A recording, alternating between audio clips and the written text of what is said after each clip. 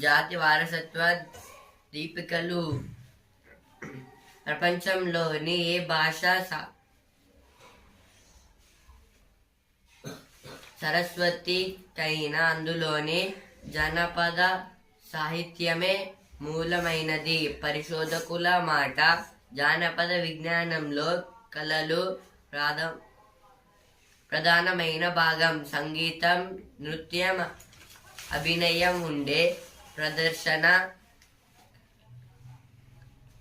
కళాన్ని ఈ విభాగంలో చేరుతాయి. జానపద సాహిత్యం కళలు ఒక తరం నుంచి మరో తరానికి వారసత్వంగా అందుతాయి. గ్రామీణుల గిరిజనులు కాయకష్టంలో ఉల్లాసం